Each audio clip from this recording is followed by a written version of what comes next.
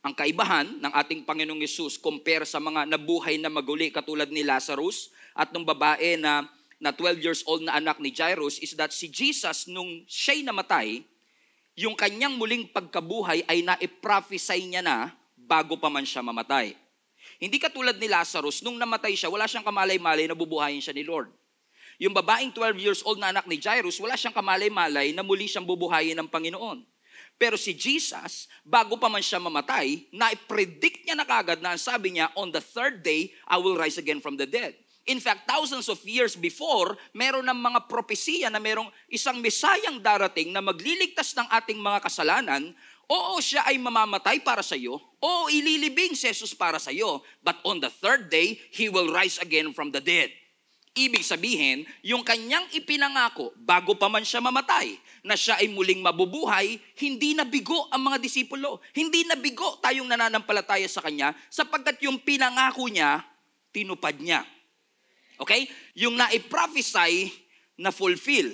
Ibig sabihin, kung ang ating Panginoong Hesus, oo namatay, nilibing at muling nabuhay, at pinatotohanan niya ang lahat ng kanyang naiprophesy, lahat ng kanyang mga prediksyon at hula, naniniwala tayo na merong kredibilidad ang ating Panginoong mangako sa bawat isa sa atin.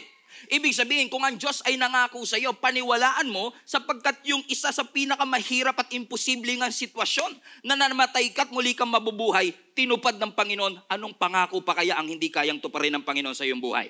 Ibig sabihin, nung ang ating Panginoong Hesus ay bumaba mula sa langit, hindi tayo deserving, pero bumaba ang Panginoon dahil sa kanyang pag-ibig. Hindi natin kayang abutin ng langit, kaya langit ang umabot sa atin.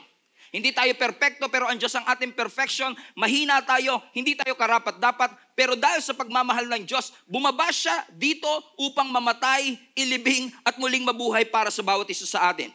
At yung pagdating ni Jesus, dito sa mundo, finulfill ng ating Panginoong Hesus ang napakaraming propesiya na binigay patungkol sa Kanya 1,000 taon na ang nakakaraan.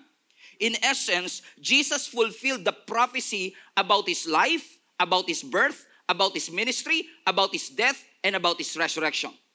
At kung finulfill ng Lord ang lahat ng mga prophecy ito, naniniwala tayo na kung nangako siya na babalik siya, tutuparin niya yung pangako niya na yon sa bawat isa sa atin. Amen? Although we believe na may mga prophecy pa about Jesus that is yet to be fulfilled, pero mangyayari yan sa muling pagbabalik ng ating Panginoong Hesus. Ibig sabihin, kung naniwala ka na si Jesus ay namatay at muling nabuhay, at tinupad ng Lord ang kanyang pangako na oo, namatay siya at muli siyang mabubuhay, pwedeng-pwede mong panghawakan ng katotohanan na sinabi ng Panginoon na siya ay babalik muli. Si Jesus nag-prophesy, ako'y mamamatay, pero ako'y mabubuhay muli. Nangyari? Nangyari. Ngayon, nag-prophesy uli ang ating Panginoong Hesus bago siya umakyat ng langit. Babalik ako. Ang tanong, mangyayari kaya? Because kung hindi yan mangyayari, bali wala ang pag-asa natin. The hope that we have as believers right now is the fact that Jesus promised us and prophesied that He will come back again. Yan lang yung pag-asa nating mga Kristiyano. Kasi kung hindi babalik ang ating Panginoong Hesus, baliwala ang lahat ng ating pananampalataya at pagpapagal. Tama ho ba mga kapatid? Ibig sabihin, Jesus is coming back again soon. Ang ating Panginoong Hesus ay muling babalik. Newsflash. In case hindi ka naniniwala, si Jesus ay muling babalik. After the rapture, after the 7-year tribulation, pag-uusapan natin next week, and before the millennial reign of our Lord Jesus Christ for 1,000 years, He promised us that He will come back again. Ibig sabihin, kung naniniwala tayo sa lahat ng pangako ng Diyos at tinupad ng Panginoon, naniniwala din tayo na kung nangako ang Diyos na siya'y babalik, it is sure, it is certain, it is rock solid, and it is our immovable hope.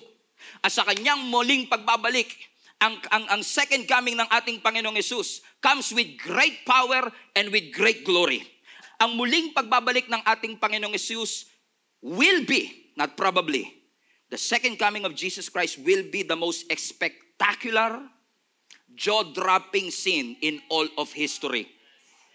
The second coming of our Lord Jesus Christ will be personal, will be visible. Hindi lang siya visible, hindi lang siya personal, it will be the glorious thing that any one of us have witnessed. In fact, si Apostle John, nung binigay sa kanya yung vision about the second coming of our Lord Jesus Christ, dinitalye niya yan sa Revelation chapter 19. So kung tayo man ay nandoon at present sa muling pagbabalik ng ating Panginoong Yesus, ano ang ating makikita? Ang sabi ng Revelation 19, verse 11 to 16. Then I saw heaven opened, and a white horse was standing there. Kaya ako naniniwala na mayroong hayop sa langit. Pero may nagtatanong sa akin, Pastor, yung aso ko ba pwede ko makasama sa langit? Hindi ko alam. Pero ang alam ko lang, ang pumupunta ng langit, Christian, at ang nakakapunta sa langit, at may hayop sa langit. So kung gusto mong yung hayop makapunta ng langit, siguro patanggapin muna kay Lord. Sabi mo, natanggap mo ba si Lord? Aw, aw! Okay, tanggap na siya. Pupunta siya sa langit, okay?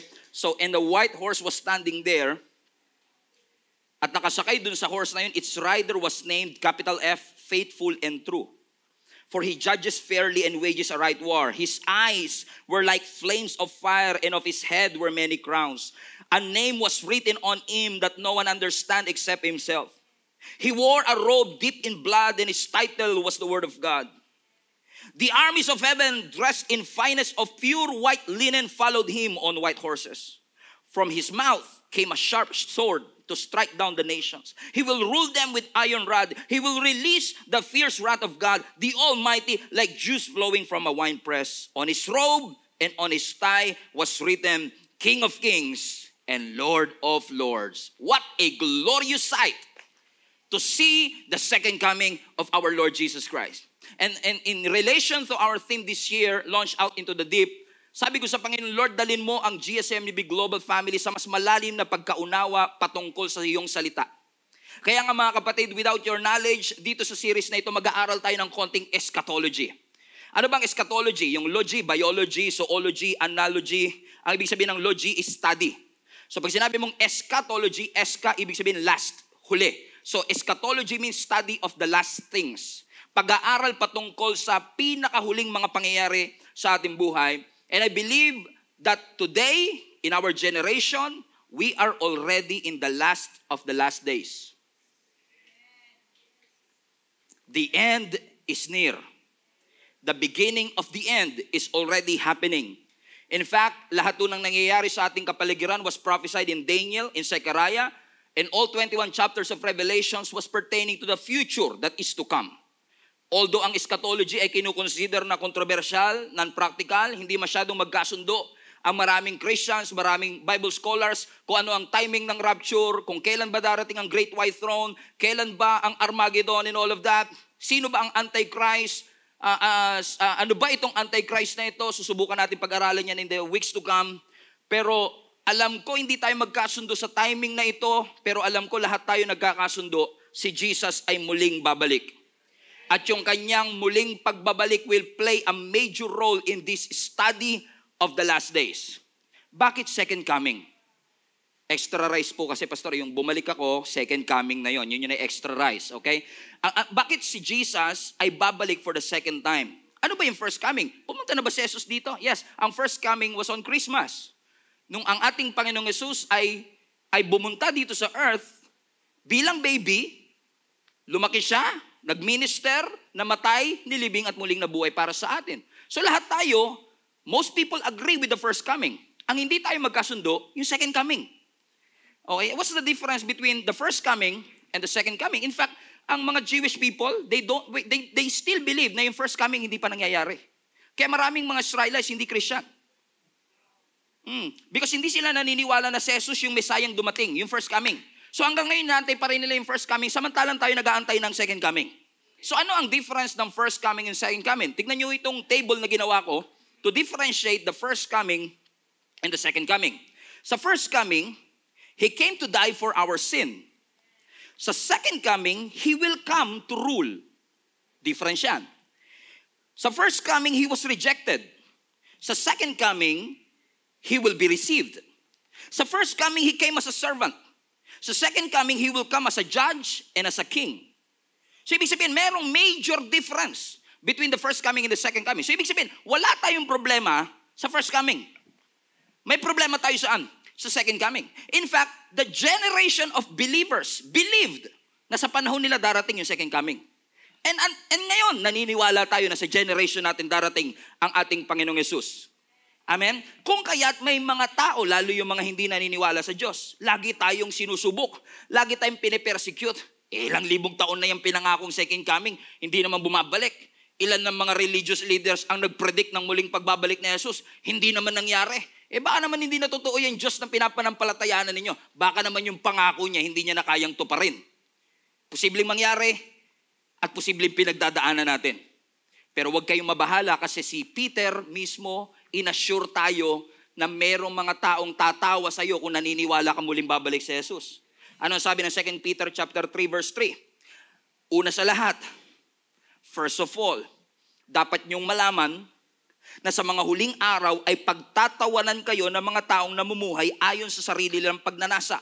Verse 4, sasabihin nila, nangako siyang darating, hindi ba? Nasa na siya? Namatay na yung mga ninuno, wala pa rin pagbabago, buhat ng likayin ng mundong ito. Ibig sabihin, predict na kagad ni Peter. Sa tagal ng muling pagbabalik na ini-expect ng taong sa lifetime nila darating, may mga taong magsasabi sa iyo, hindi naman dumating sa lifetime. Ilang December na ang predict na darating si Jesus. Magbantay kayo sa December 21, alas 8 ng gabi, tumingin kayo sa langit at makakakita kayo ng mga senyales ng muling pagbabalik. Ilang religious leaders na ang nag-predict ng muling pagbabalik ng ating Panginoong Hesus. At today, kung mag-i-stick kayo hanggang dulo, sasabihin ko sa inyo ang eksaktong oras at araw ng muling pagbabalik. Hindi ka naniniwala. Tama, hindi na rin kayo naniniwala. Amen? Bakit? Kasi sinabi ng scripture, hindi natin malalaman kung kailan. Alam natin ang season, alam natin nasa huling araw na tayo, pero hindi natin alam ang eksaktong araw. Ibig sabihin, the beginning of the end is already happening. But I can certainly say to you, with confidence that Jesus is coming back. So nasa huling araw na nga ba tayo? Are we in the end times? Tayo nga po ba ay nasa mga huling araw na? Alam niyo mga kapatid, marami din ang nagtatanong katulad ng mga unang disciple, tinanong nila si Jesus, Lord, sabi mo babalik ka, anong senyales na ikaw ay muling babalik? Sumagot ang Panginoon. Ang sabi ng Matthew chapter 24 verse 3, habang si Jesus ay nakaupo sa bundok ng Olibo, and I believe the Mount of Olives, merong matinding part sa muling pagbabalik ng ating Panginoong Jesus. I actually believe in my opinion that Jesus will come back at that exact place, the Mount of Olives. Pahilihim siyang tinanong ng kanyang mga alagad, kailan po ba mangyayari ang sinasabi ninyo? Yung pagbabalik niya.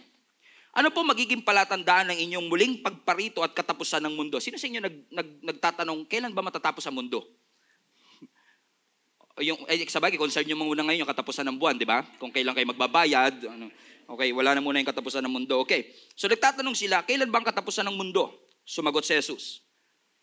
Verse 4, mag-ingat kayo upang hindi kayo maligaw ng kahit sino. Maraming pupunta sa inyo sa pangalan ko at magpapanggap silang Kristo. Meron ba?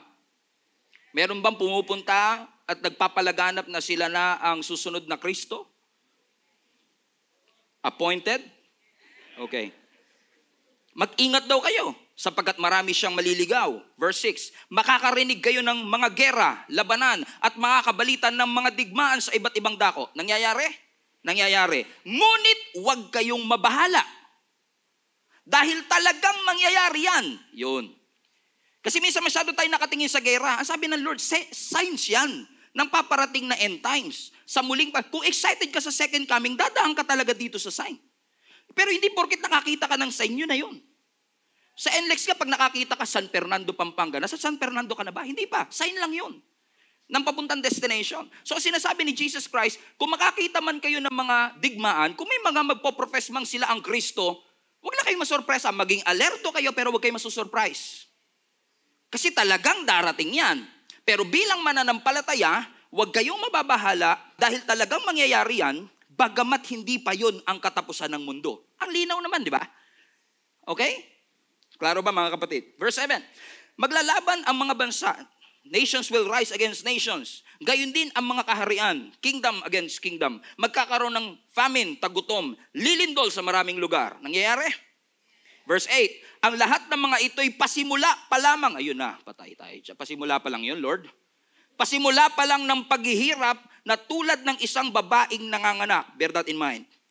Verse 9, pagkatapos ay kakaputan kayo ng lahat dahil sa inyong pagsunod sa akin, isasakdal kayo upang pahirapan at patayin. Ibig sabihin yung mga nangyayaring yan, simula pa lamang yan. Kasi darating ang persecution that Christians will die. Christians will suffer in the name of Jesus. Verse 10. At dahil dito ay maraming tatalikod kasi ayaw nilang mamatay at ayaw nilang mahirapan. So may mga tatalikod sa kanilang pananampalataya, mapupuot sila at magtataksil sa isa't isa. Verse 11. Marami ang magpapanggap na propeta at ililigaw ang mga tao. Ang tawag dito, false prophet. Now, ang question, paano natin malalaman kung ang isang propeta ay peke? Ang sabi ng Deuteronomy chapter 28, kapag daw ang isang tao o propeta ay nagbanggit ng isang mensahe under the name of God. Ibig sabihin, sinasabi ng Panginoon, pero hindi nangyari. Sabi ng Deuteronomy 28, peke yan. Amen? So paano natin madidistinguish ang false prophet? Kung nagsasalita siya under the name of God, pero hindi yan nangyari, he's considered to be a false prophet. Ano ba sabi ng Deuteronomy 28? Deuteronomy 18:22. Look at your Bible. Yung sinasabi ng Panginoon dyan. Okay? And then verse 12. Lalaganap ang kasamaan, kaya't madlalamig ang pag-ibig ng marami, ngunit ang mananatiling tapat hanggang wakas ang siyang maliligtas. Ngunit ang mananatiling tapat hanggang wakas ang siyang maliligtas, ipapangaral, verse 14, sa buong sanlibutan ng magandang balita at tungkol sa kaharian ng Diyos upang magsilbing patotoo sa lahat ng mga bansa at saka darating ang wakas. So sinasabi ng Scripture, the gospel of the kingdom will be spread to all nations and then the end will come. Amen? So, naniniwala tayo na hanggat hindi na i-spread ang gospel of the kingdom in all the world, hindi darating ang ating Panginoong Yesus. Let's jump to verse 42. Kaya't, anong gagawin natin ngayon? Kaya't maging handa kayo. Dahil hindi nyo alam kung kailan darating ang inyong Panginoon. Unawain nyo ito. Kung alam ng may-ari ng bahay ko anong oras sa gabi darating ang magnanakaw, siya'y maghahanda at hindi niya papabayaang pasukin ang kanyang bahay. Simpleng-simple. Kaya't lagi, verse 44, kaya't lagi kayong maging handa sapagkat darating ang anak ng tao sa oras na hindi nyo inaasahan. So ano daw ang mga senyales? May mga wars and rumors of wars, may famine, and alam natin na may mga wars and rumors of wars, may mga earthquakes, pero ang tanong na marami sa akin, Pastor, dati na may earthquake eh. Dati na may mga digmaan. So ang tagal na niyang digmaan eh, ilang henerasyon na dumating. Kung yun ang sign, di dapat dumating na ngayon. Tama ho ba mga kapatid? Pero napansin niyo yung sinabi ng Scripture, ang definition, ang clue natin sa muling pagbabalik ni Jesus ay parang babaeng nanganganak. Ang tawag dyan, birth pangs. Yun yung sakit na nararanasan ng babae, yung contraction. Kapag malapit na siyang manganak. Alam natin yan, di ba? Ang sabi ng Panginoon, parang babaeng nanganganak. Pansinin niyo ang babaeng nanganganak habang palapit ng palapit sa birth. Pa-intense ng pa-intense ang sakit at padalas ng padalas ang sakit. So para malaman mo na malapit na, yung intensity tumitindi at yung frequency lumalapit. Mas madalas, mas mahirap. Klaro? May digmaan na noon, pero mas maraming digmaan ngayon. May mga earthquake na noon, pero habang tumatagal, parami ng parami ang earthquake. May famine na noon, pero parami ng parami. Ibig sabihin, yung intensity at yung frequency, palapit ng palapit. Ibig sabihin, ang sinasabi ng Panginoon, yan na. Senyalis na yan. Pero hindi pa darating. Yan pa lang ang mga senyalis ng muling pagbabalik ng ating Panginoong Yesus. May mga maglalabas sa mga false prophet. Dati nang may false prophet, dati nang mga false Christ. Pero ngayon, naglabasan ang napakaraming false Christ. Intensity and frequency. At ang lawlessness, dati nang may mga lawless people, pero ngayon matindi ang lawlessness. Ang pag-ibig has gone cold. At ang pinakamatindi, and the gospel will be preached in all the world. Nung unang panahon pa naman sinishare ang gospel, di ba, Pastor? Oo. Pero sa social media era that we have right now, yung sinasabing preach the word to the ends of the earth, mas posible ngayon compare before. Amen? So it is a clue that the end is near. In fact, ngayon yatang generation ang may pinakamaraming Christians in all generations. At ibig sabihin, mas maraming Christian. Kasi nung bata ako, pag naririnig ko yan, the gospel will be preached in to the ends of the earth, alay ko sinasabi, dapat pala maghiwa-hiwalay na tayo para mapabilis. Kasi dati pupunta ka lang ng probinsya, ilang araw ka magbabarko. Parang hirap-hirap ng buhay. Pero ngayon, kahit nasa bahay ka, mag-live ka lang sa Facebook, everyone in the whole world have access. Mag-picture ka ngayon sa cellphone mo, in 2 seconds, nasa Brazil na kagad yun. Nauna man yung sinasabi ko. So, ibig sabihin yung intensity and frequency, is already here. So ang tanong, how can you be so sure, Pastor, na ang ating Panginoong Jesus ay muling babalik? I'm very, very sure. You know why? Kasi yung sinasabi ng Bible at yung nangyayari sa ating kapaligiran ngayon, by the way, this was written thousands of years ago. And yet, yung lahat ng kanyang prophecy was happening in our generation. It adds up. It adds up. In fact, ang sabi ng scripture, sa muling pagbabalik ni Jesus, ikakasal tayo sa Kanya. Excited ba kayo ikasal kay Jesus? Sino sa inyo excited na ikasal? Lalo yung mga single, no? Lord, salamat. Diba, kahit hindi ako makasal dito, at least may pag-asa pa. At mas grabe pa yung celebration pagdating doon, wala pang gastos. Amen. Amen. Ang sabi ng scripture sa Revelations 19, tignan nyo to mga kapatid, kasi lahat tayo ikakasal kay Lord. Revelations 19 verse 7, let us be glad and rejoice and give Him glory for the marriage of the Lamb, Jesus, has come. And His wife, His bride, the church, tayo yun, has made herself ready. In other words, sa muling pagbabalik ni Jesus, sa second coming of our Lord Jesus Christ, kapag tayo ay na-caught up in heaven, we will be raptured. Sabi ng scripture, the 7-year tribulation will come. And then the millennial reign of Jesus Christ will come. Sa muli niyang pagbabalik in the second coming of our Lord Jesus Christ, lahat ng kanyang mga anak, ikaw at ako, kung nanampalataya ka, genuine sa ating Panginoong Hesus, tayong lahat, the church will be married, ikakasal sa ating Panginoon. So while I was reading this concept na ikakasal tayo sa Panginoon sa kanyang muling pagbabalik, napatanong ako. Sabi ko, meron kayang relationship ang Jewish wedding? Kasi pansinin niyo, every time na pinipreach ni Jesus ang second coming, ang laging illustration niya, kasal. Pansinin niyo, laging kasal. So sabi ko, meron bang relationship yung second coming ni Jesus Christ sa Jewish wedding? So nagkaroon ako ng konting pag-aaral paano ba ginagawa ang Jewish wedding compare sa culture natin, kasi sa culture natin, ibang-iba sa culture ng mga nasa Middle East. So pinag-aralan ko ano ang relationship ng kasal ng mga Jewish people sa second coming ni Jesus Christ. And what I found out, it's something that will blow your mind. Are you ready? Now, sa Jewish wedding, hindi katulad natin, ligawan mo, sagutin ka, engage, kasal. Sa Jewish wedding, iba. May mga tinatawag silang stages of wedding. Ang unang stage ng pagpapakasal ay yung tinatawag nilang betrothal stage. Nandito sa screen para mas maunawaan ninyo. Ano nangyayari sa betrothal stage? Sa betrothal stage, yung groom, iiwan niya yung kanyang bahay, magta-travel siya sa bahay ng babaeng kanyang papakasalan para ito'y bilhin. Huwag kayo magugulat sa pagbili. Kasi kung kayo, taas kamay lahat ng mga nasa Middle East, lalo yung mga nanonood online, nung nakapunta ako ng Qatar, one day habang nagbabiyahe kami, ang dami ko nakikita mga bahay na punong-puno ng Christmas lights, hindi naman Pasko. Ang liwanag kahit gabi. So nagtanong ako, bakit ganun yung mga bahay nila? Ang liwanag, punong-puno ng ilaw. Pastor, kaya maliwanag yung bahay na yun. Ibig sabihin yung babae sa loob, pwede nang bilhin. Okay? Ibig sabihin, yung lalaki, halimbawa ako, may intention ako magpakasal, pupunta ngayon ako, available. Punta tayo ngayon dyan, okay? Ibig sabihin, available ka, may pera ka, pwede kang pumunta ron to actually purchase her. Amen? Sa susunod, pag nakapasok ka na sa bahay, magbibigay ka ng token o dowry. Magbibigay ka ng, sa atin di ba meron din sa mga unang panahon, na mga token na sinasabi mong, okay, can afford ako. Kaya ko siyang bilhin in essence para aking maging asawa, kaya ko siyang suportahan. At kapag tinanggap ng bride, ito naman na maganda, kailangan pa rin tanggapin ng bride. Pag tinanggap ng bride, yung payment, magpipirmahan sila ng kontrata ngayon.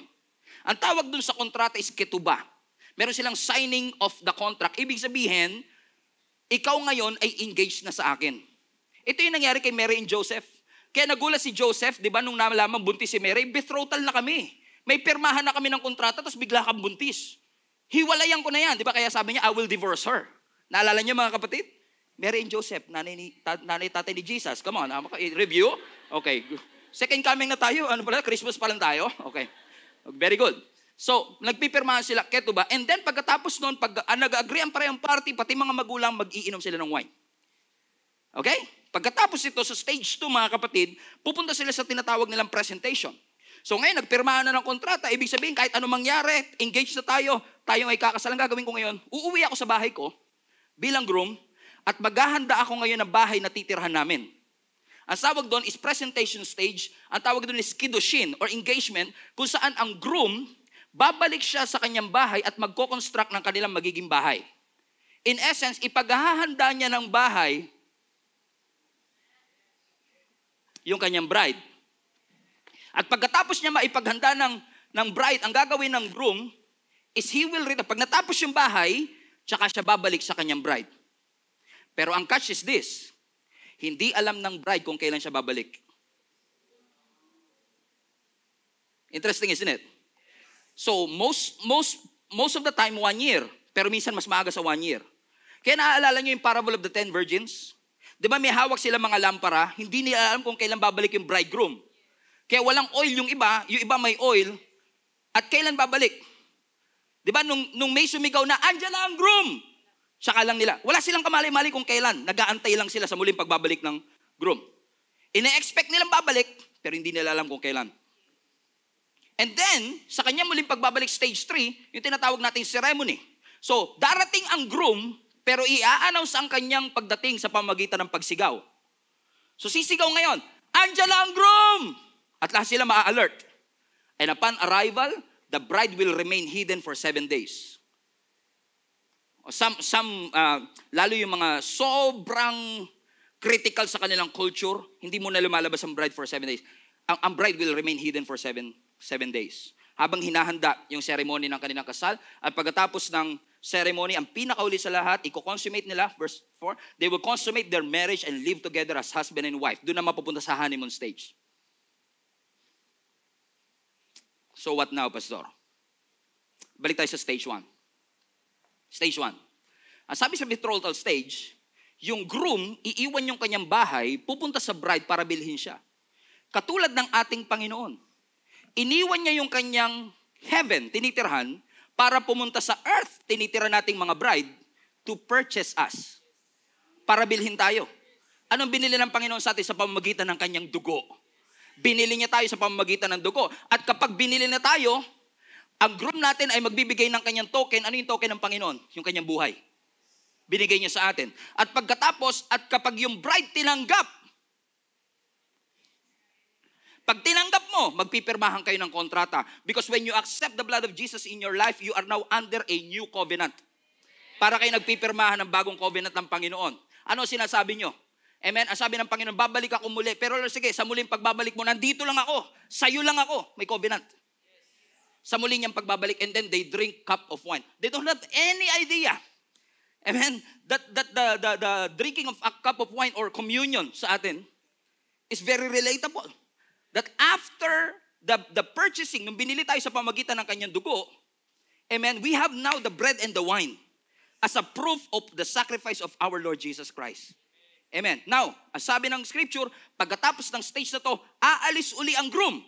Umalis ba si Jesus? Umalis. Pero nangakong, anong gagawin niya raw sa langit? Sabi doon sa binasa natin sa John 14.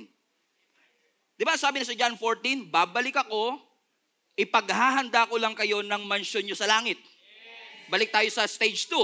Ang sabi ng stage 2, sa kiddushin, yung groom babalik sa kanyang bahay at magko-construct. Hallelujah. Praise the Lord.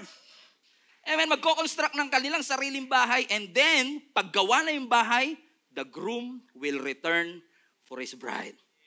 He will come back. But, hindi natin alam kung kailan. So we have to wait. Until finally sa stage 4, stage 3 rather, sa stage 3, darating ang groom, and it was announced with a shout. Sa pagtunog ng trompeta, Jesus is here!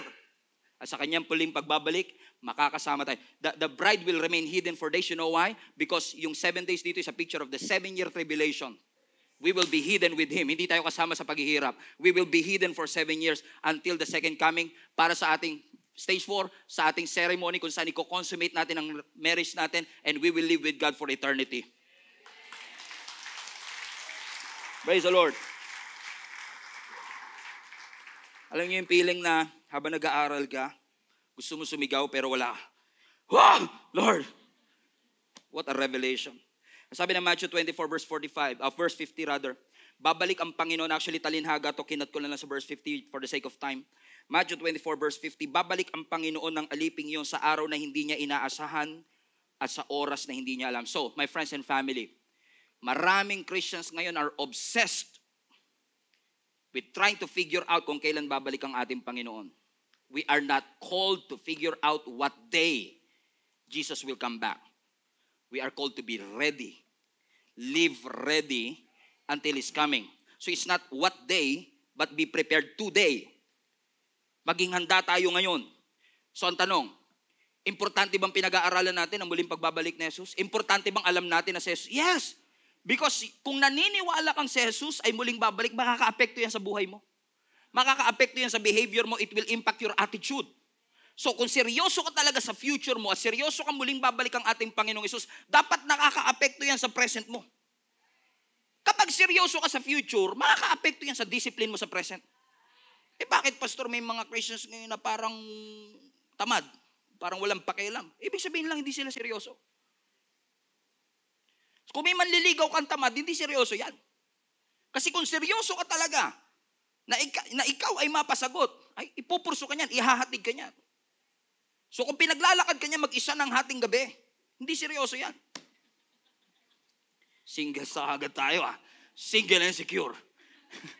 Amen? Bakit mga kapatid? It's very simple. They are not serious. Kasi katulad ng parable of the talents. Di ba? Nung umalis ang master, hindi nila alam kung kailan babalik. Same chapter yan, Matthew 25. Pati yung parable of the 10 virgins. Hindi nila alam kung kailan uli babalik. At ang tanong ko lamang sa Lord, bakit nung unang panahon, pag pinipreach ang muli mong pagbabalik, ang mga disciples, thank you Lord. Payapa sila. Pero tayo, pag pinipreach ang second coming, takot tayo. Hindi ba kayo nagtataka mga kapatid? That every time the second coming of our Lord Jesus Christ is being preached, para bang it brings fear and anxiety.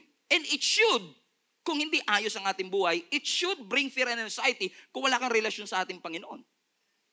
But Jesus changes everything. Let me repeat, si Jesus, binago niya ang trajectory ng ating buhay na yung fear and anxiety ay napalitan ng love and security. Now, because of Jesus Christ, you have security sa kanyang muling pagbabalik. Tayo ay kanyang kukuhanin, tayo ay kanyang ililigtas, at tayo ay makakasama ng Panginoon sa langit.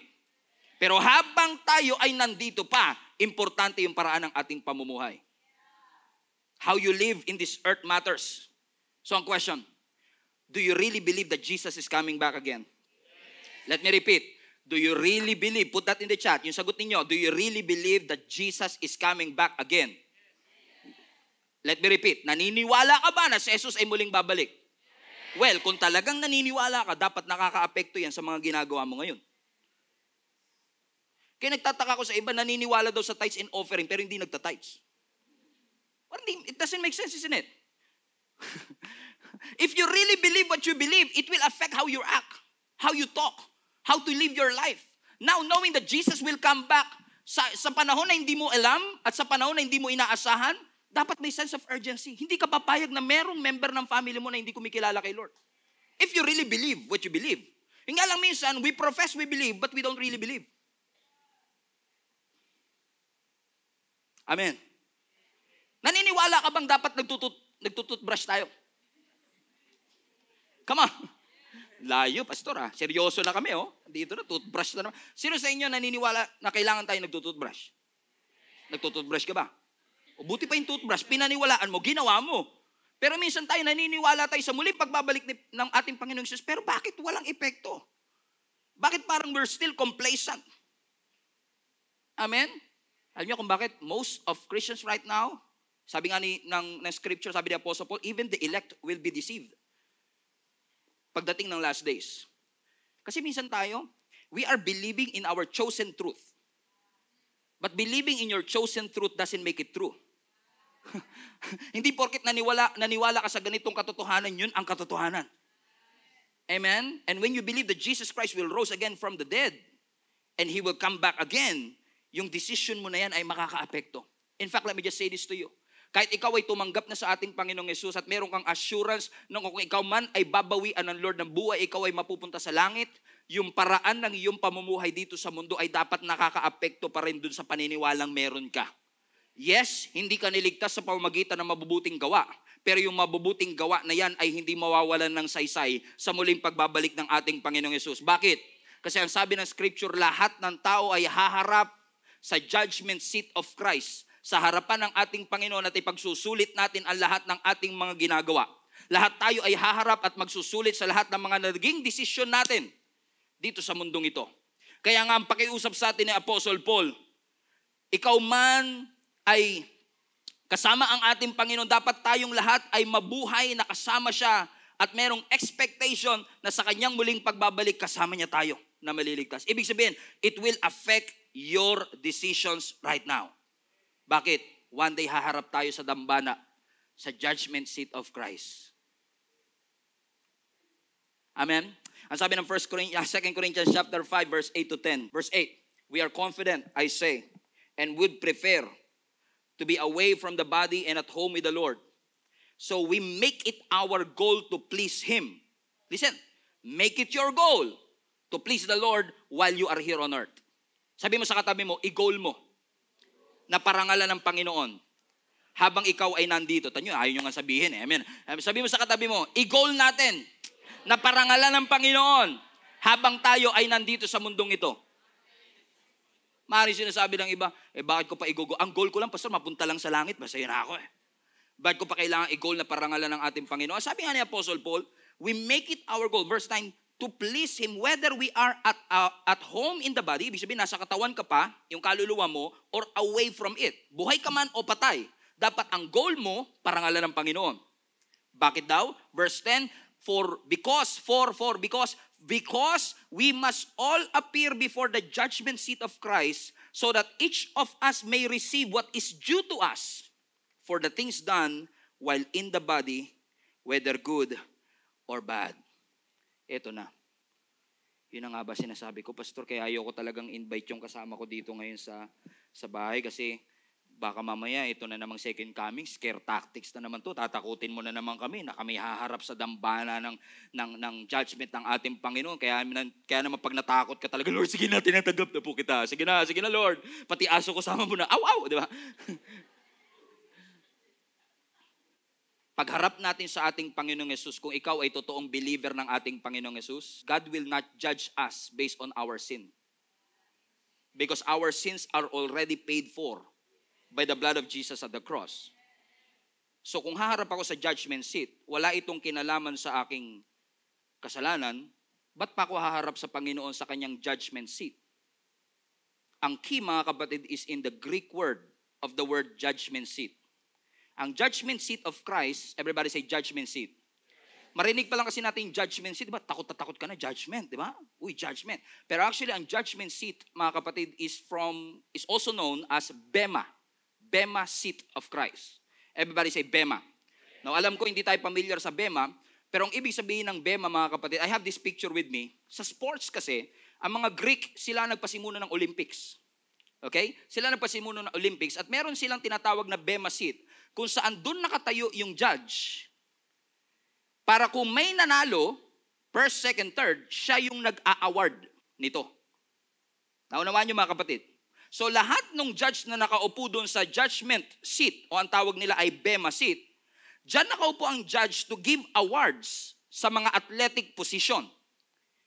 Okay? Bakit kaya ito ang ginamit ng Apostle Paul na analogy? Because ang mga taga-Corinth, they love sports. Kaya pansinin niyo sa Apostle Paul, in all of his epistles, madalas niyang gamitin yung analogy ng sports.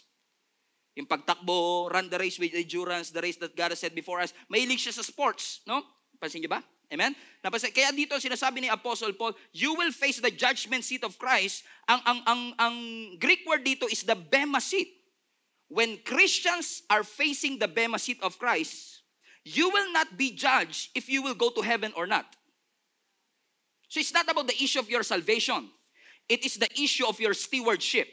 Naging mabuting katiwala ka ba sa mga bagay na pinagkaloob sa atin ng Panginoon? Bakit the moment you accepted Jesus Christ as your Lord and Savior and you live your lives worthy of the calling to which you have been called, there is an assurance because of the faith that you have in Jesus Christ that you are saved by grace. Not by works. Pero hindi ibig sabihin hindi ka na mag-work. Kasi hindi ka saved by works, pero yung works mo i-judge pagdating ng dulo para malaman mo kung meron ka bang corona o wala. Kaya maraming takot, mga kapatid, sa judgment seat. Akala nila lahat tayo haharap, tas doon kasi di ba naniniwala kasi kayo sa mga pelikula na napapanood nyo? Di ba sa mga pelikula na napapanood natin, aakyat ka sa langit, pagdating mo doon, kasama mo yung maraming mga Christians, 7 billion people, nasa lobby kayo ng heaven, may malaking screen na nandun, tapos papanoorin nyo lahat ng mga kalokohang ginawa mo nung ikaw'y bata ka. Yoko.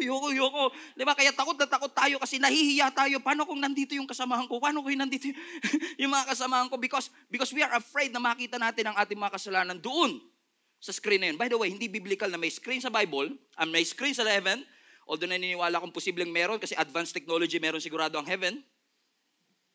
Internet is faster than, hallelujah. Praise God. Wild imagination lang, hindi biblical. Pero ang sinasabi ko mga kapatid, I believe with all my heart that when we face the judgment seat at tayong lahat ay nasa isang arena katulad noon at tatawagin tayo, Stephen Prado, harap tayo sa ating Panginoong Hesus. Hindi para husgahan, punta ka man langit o impyerno. Kasi napaka-cruel naman, di ba? Nasa langit ka na, papababain ka pa? Ano yung pinasilip lang sa yung labi?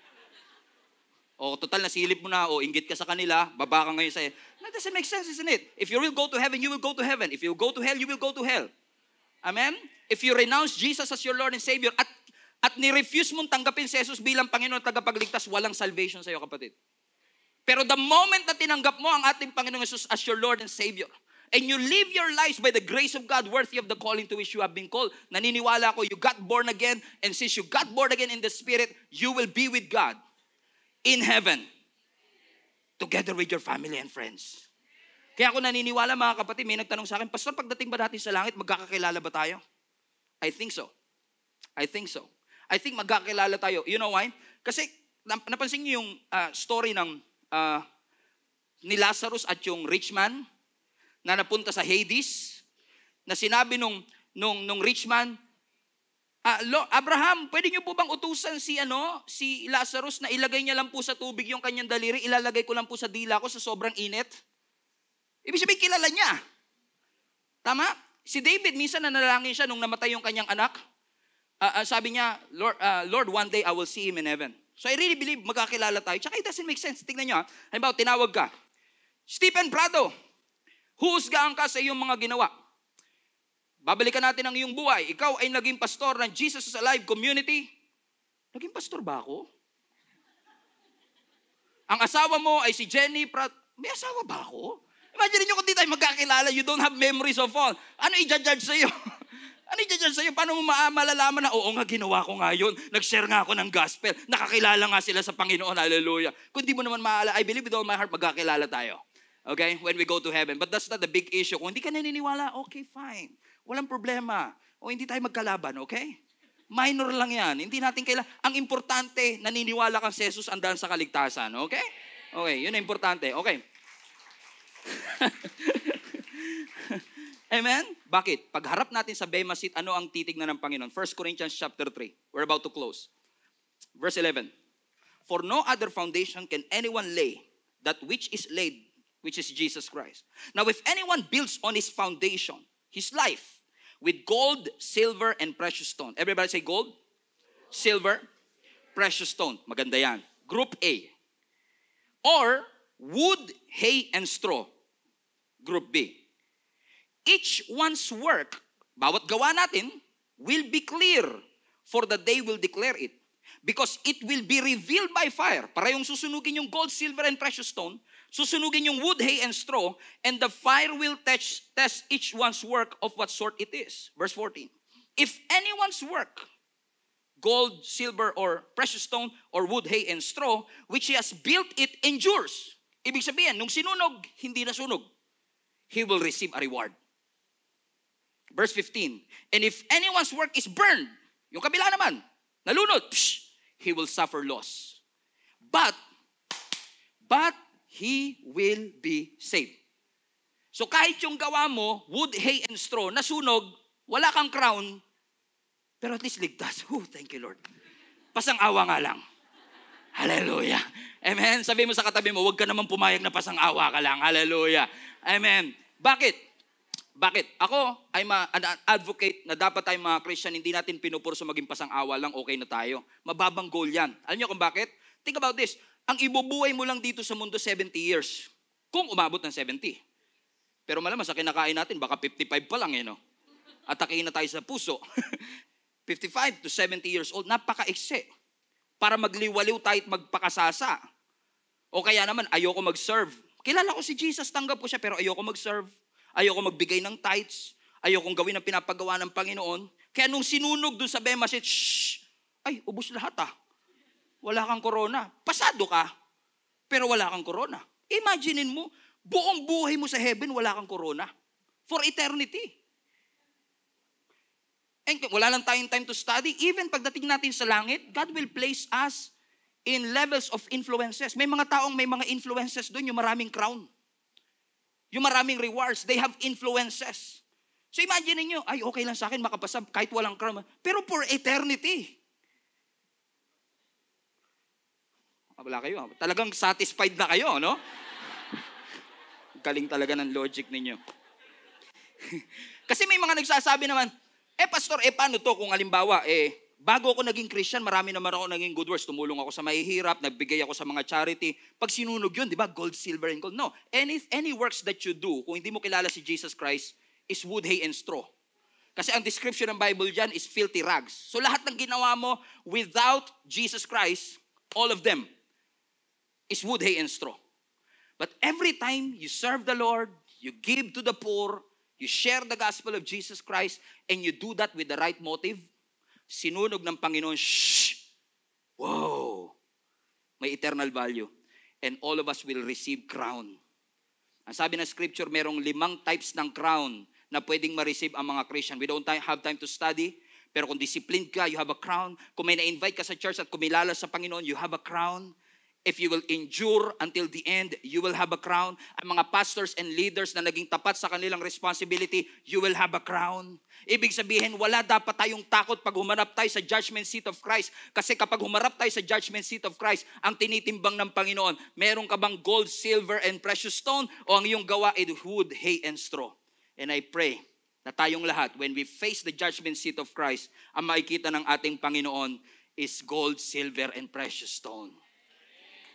Amen. Imagine niyo to mga kapatid.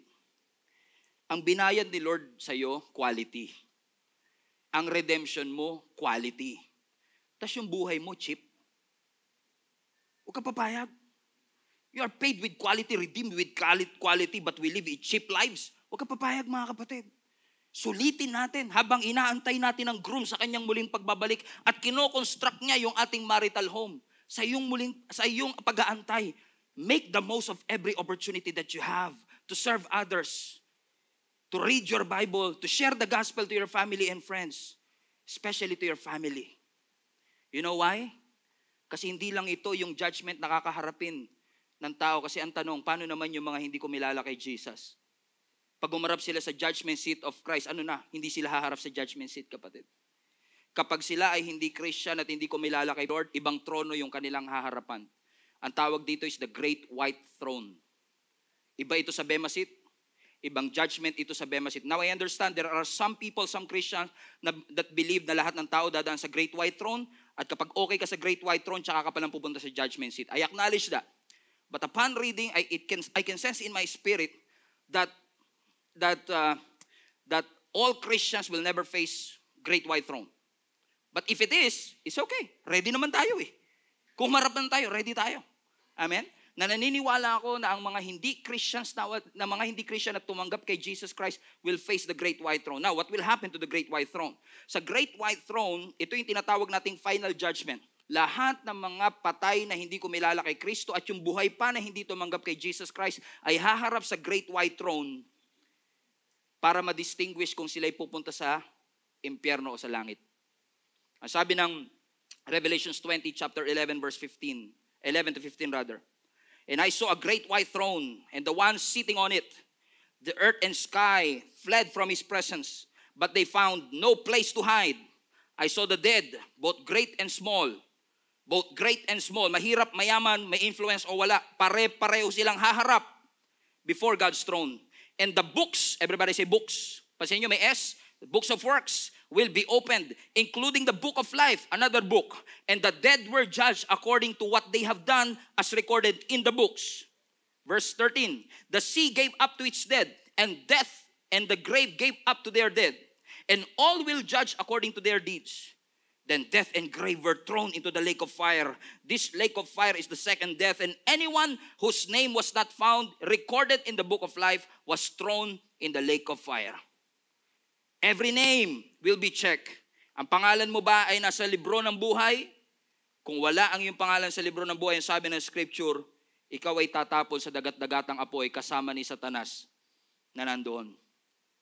Sarap sa pakiramdam that every Christian will face the judgment seat of Christ and will be determined if we are rewarded.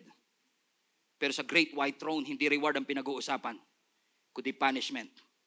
Papayag ka ba?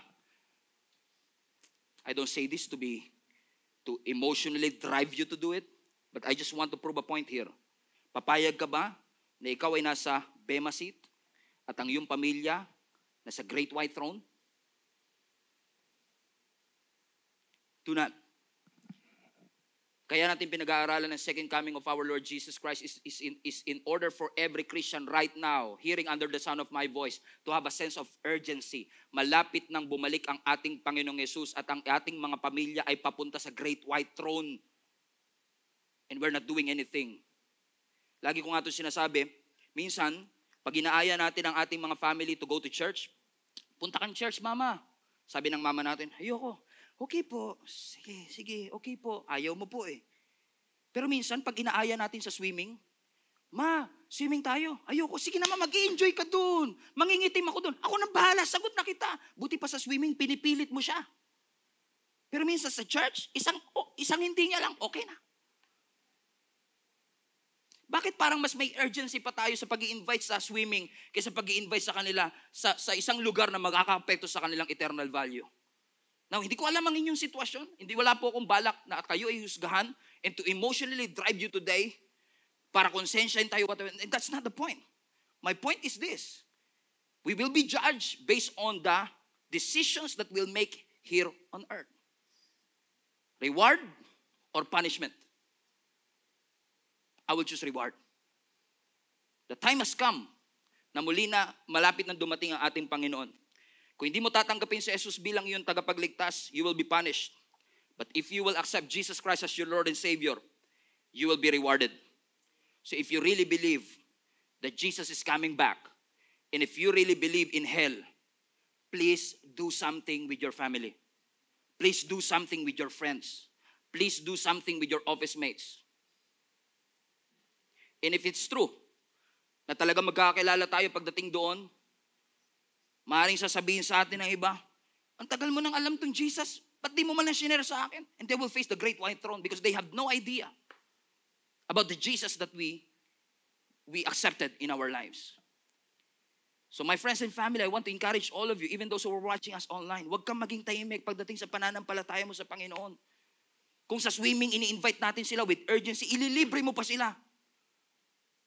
Try to invite them to church. Kung hindi man natin sila ma-invite sa church, invite them to read the Bible on their own. Ma, basahin mo to, John 1. Tapos i-report mo sa akin kung ano natutunan mo. Or better yet, kung ayaw pa rin, magpatugtog ka ng Christian song sa bahay. Habang naguhugas siya ng pinggan, ewan ko lang kung di niya makabisado, sabayan niya, I believe in God the Father. I believe in Christ the Son. I believe in the Holy Spirit. My God is 3-in-1. Pag wala ka, kumakanta na yun mag-isa unti-unti. And they will have relationship. Ang problema, hindi kasi tayo intentional eh. Amen? Huwag kang pumayag pag sinabi ng tatay mo, ayoko pa. This is for your eternity's sake. Para ito sa iyong kinabukasan. Amen? Because we want to invite them. We want to let them know that Jesus is coming soon and we don't want them to face the great white throne. We want them to be with us in the Bema seat of Christ, accepting rewards. So ang Bema seat of Christ is a recognition day for all of us. Para tayong sasabitan ng medalya ng ating Panginoon o ng corona for that matter, based on what we have done. So my friends and family, magkaroon tayo ng sense of urgency. John 14:6, Jesus said, I am the way. There's no other way. Jesus is the way.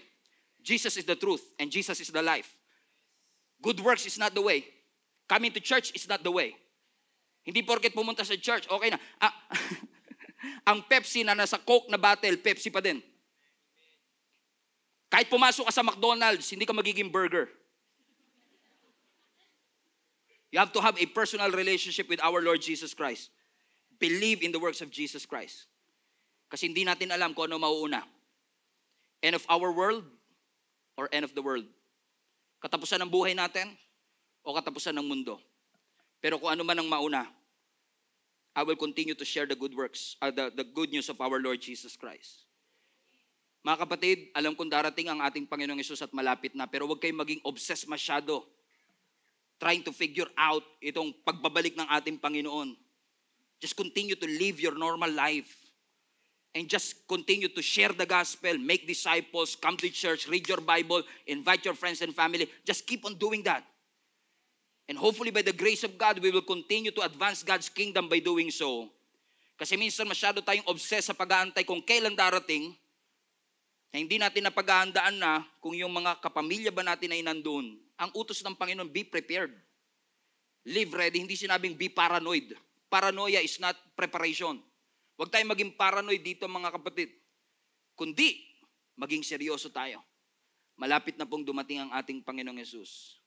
At habang palapit ng palapit at pasakit ng pasakit ang birth pangs, patindi ng patindi ang intensity at frequency, kailangan magkaroon ng sense of urgency tayong mga Kristiyanong naniniwala kay Jesus. If you really believe that Jesus is the only way, share that to your friends and family. Share that to your family.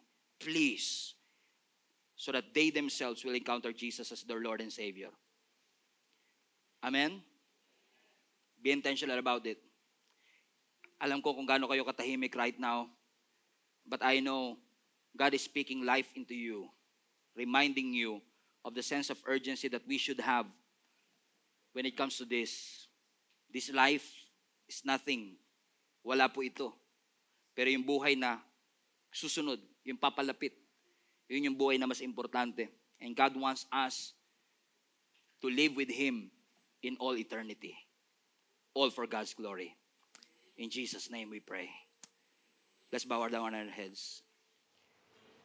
Wala po kaming ibang desire, Panginoon, ngayong araw na ito, kundi ilapit po ang aming mga sarili sa iyo. Kapatid, kung ikaw ngayon, kinukonsider mo ang sarili mong religious, pero wala ka pa talagang relationship sa ating Panginoon and you are not sure of the salvation that you have in Jesus Christ, I want to give you an opportunity right now to accept Him as your Lord and Savior.